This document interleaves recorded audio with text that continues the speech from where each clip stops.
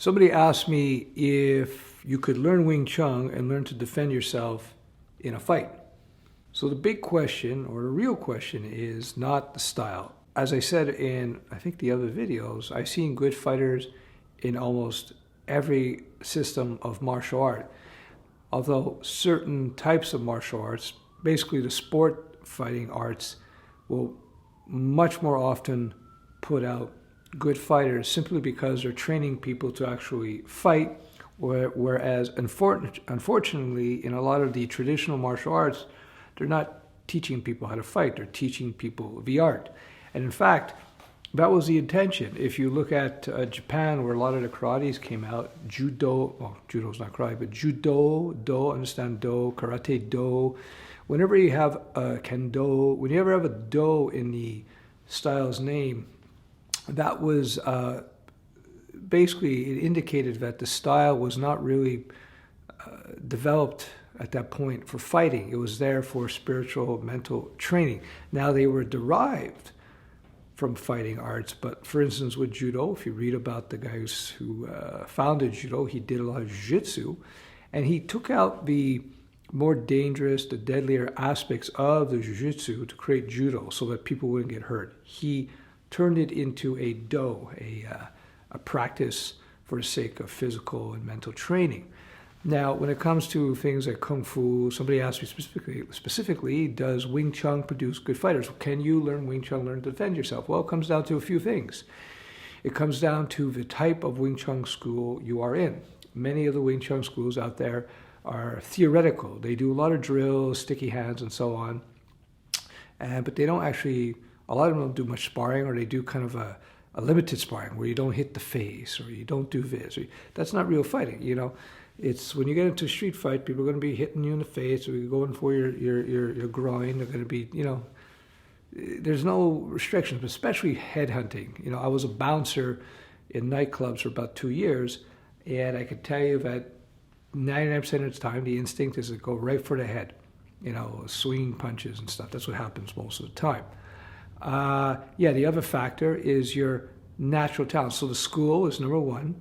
How does the school train the people? How, you know, regardless of the style. Number two is your natural talent. If you're a very talented physical guy, very talented in terms of fighting, it's natural, then you're going to do well no matter what style you do. I've seen people come off the street who are just naturally gifted. They have the talent to fight, just like some people have the talent for football or basketball or music. And if you're talented, you're going to excel real quickly. So you can get a guy off the street or a girl who is talented, inclined to fighting, and they jump in, and within 9 months, a year, they're kicking butt all over the gym with people much more experienced than them, just because they have talent. Natural talent is a big part of it. On the other hand, you can get some people who come in and they may love it. They may love the training. They may be really into it, but they just don't have it in them. They don't have the instinct. They don't have the physicality or the right mental predisposition, if you will, towards fighting. And I've seen that too. I've seen people come in and it's just not there. And you know, they could train with Bruce Lee and Muhammad Ali, Mike Tyson, Anderson Silva, and you know, throw any other top-notch fighter or trainer, and they'll never be any good because they just don't have the talent. That's a big part of it as well.